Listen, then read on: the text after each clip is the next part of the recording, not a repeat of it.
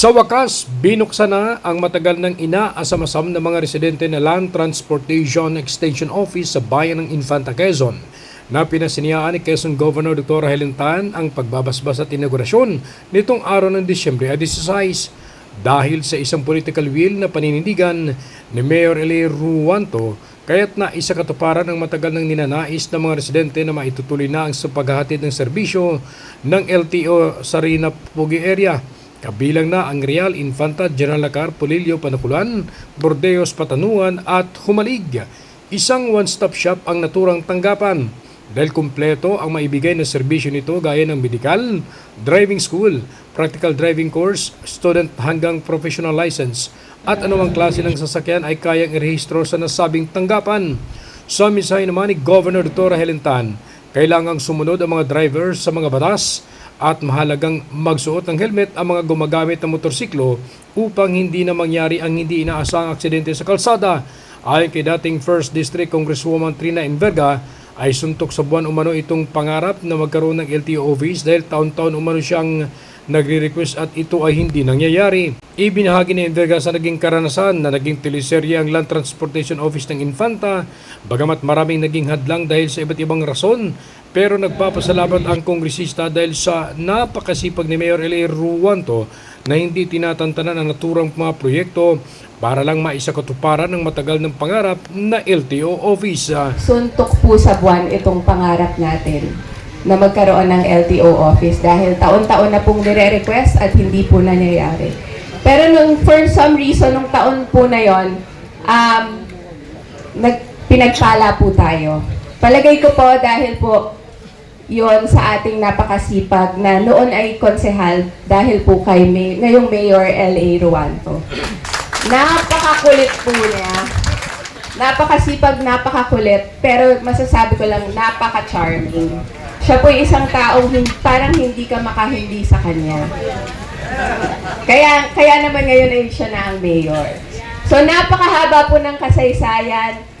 Sabi nga po ni RD, it was very political. Para pong teleserye ang nangyari sa amin. Unang-una, imposibleng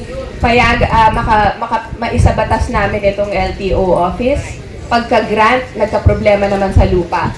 Pagkahanap ng lupa, biglang blinak naman yung lupa na yun. Pagka-block naman ng lupa, ay nung nakahanap naman ng lupa ulit, ay gusto nang ibalik. Tapos nung naayos na ulit, tinayo na ulit ang lupa. Tapos biglang, ano bang nangyari? Binaboy nila yung LTO office. Pero pagpasok ko po nakakaiyak, napakaganda po ng LTO office ng Infanta. Lubos ang pasasalamat ni Congresswoman Enverga sa lahat ng tumulong at sa totoo niya, ang teleseryeng ito ay biglang nag-align na umano ang mga stars dahil nandyan si Mayor Eli Ruanto na naging alkalde ng Infanta at si Governor Dr. Helen Tan ay napakalaking tulong sa pagkikipaglaban para lang matuloy ang nasabing tanggapan. Dagdag pa ni Enverga, sa wakas naniniwala na talaga siya dahil nakikita niya na meron ng mga staff sa opisina at meron na ring chief ng nasabing tanggapan. Ibinahagi rin ni Mayor Eli Ruanto ang mga naging karanasan sa mga naging proseso kung paano nabuo ang naturang opisina na mula pa sa umpisa ay hindi siya pinanghinaan ng loob. At mas lalo siyang naging positibo dahil sa napakaraking balakid nito mula sa paghain hanggat ay pinanukala ni Congressman Mark Enverga sa nakailang beses na pero hindi ito nakalusot sa Kamara. Pero tuloy-tuloy itong tinututukan ng alkalde na muling inihain ni Congresswoman Enverga at dito na bigyan ng pagkakataon na maipasa hanggat sa nakarating sa Senado at naging ganap na batas na nga sa panahon ni Pangulong Rodrigo Roa Duterte.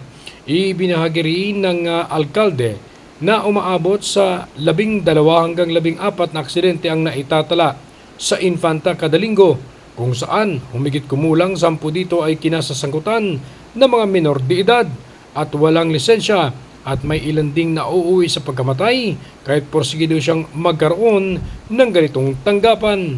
Tampok sa naturang aktibidad, si Mayor Julian Makasait ng Real kasama si Vice Mayor Bing Diestro Aquino, Mayor Fred Pojeda ng General Lacar kasama si Vice Mayor Rodel Avellaneda, ganon din ang mga sangguniang bayan ng bawat lugar na nakiisa sa naturang kaganapan.